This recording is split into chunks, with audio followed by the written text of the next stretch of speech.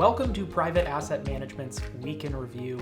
Today is Friday morning, September 16th. I'm Dillon Hakes. After a week off, I am joined again by our Chief Investment Officer, David Allen. David, an eventful week for economic news, definitely a very difficult week for markets. Right, so in markets, we really saw a very strong reaction to Tuesday's CPI data for August.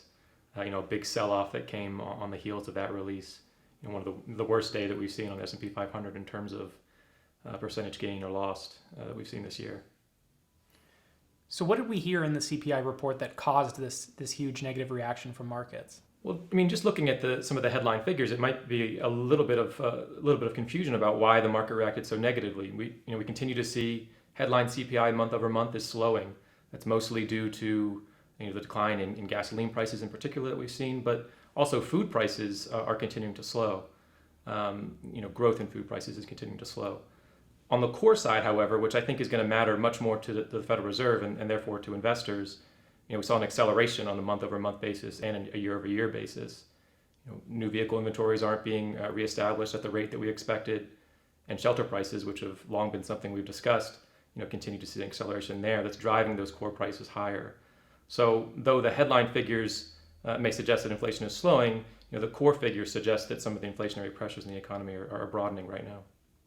Does this report actually change significantly what we thought the course going forward was going to be? It seems a bit like the market ran up quite a bit going into the CPI report.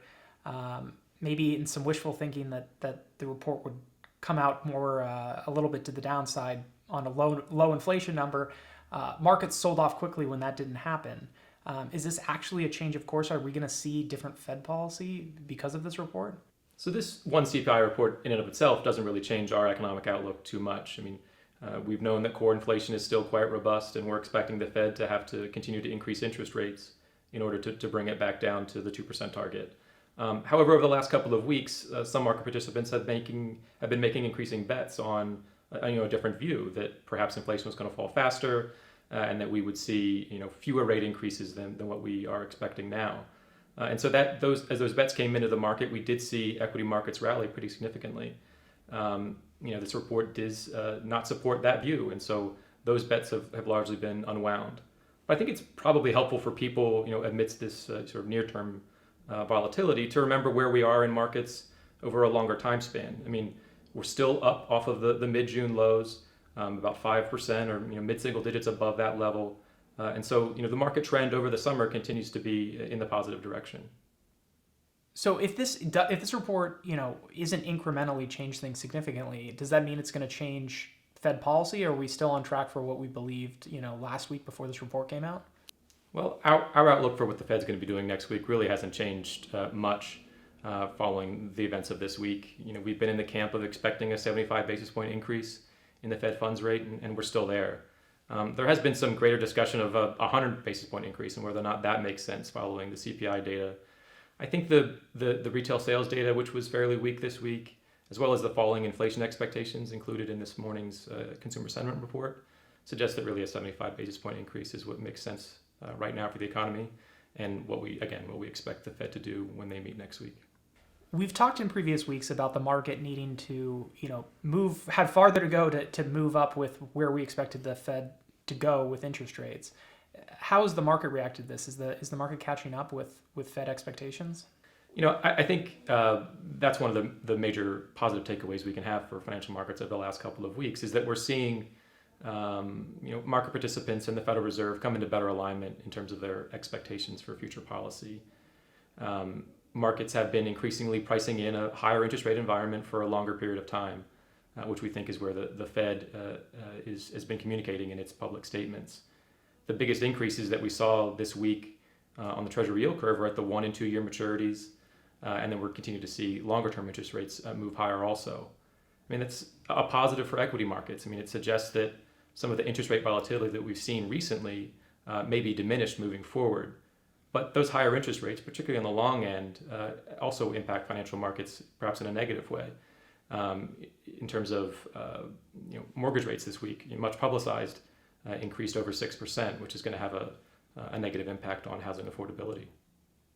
One piece of good news we did get this week, David, we had some fears over the weekend, over the last couple of weeks, regarding a large union, railroad union, and the potential strike and how that might affect the economy. We heard some positive news. The strike seems to have been averted. What did we learn? You're right. I mean, a big risk to the economy avoided. If this strike would have gone through, we likely would have had a pretty large inflationary impact on the economy coming from it. I think to a lot of people, railroad businesses might seem rather antiquated. And though railroad freight has been losing out to trucking over the last decade or so, it still accounts for about a quarter of all freight here in the U.S. And so, if this strike would have gone through, if a deal hadn't been reached, it likely would have had a negative impact on the economy and perhaps boosted inflation over the rest of the year. So we avoided a union strike on the railroads. I think that everybody would agree that would be definitely a worst case scenario. The other side of the coin is that reaching an agreement means that the unions have negotiated higher contracts, their wages go up.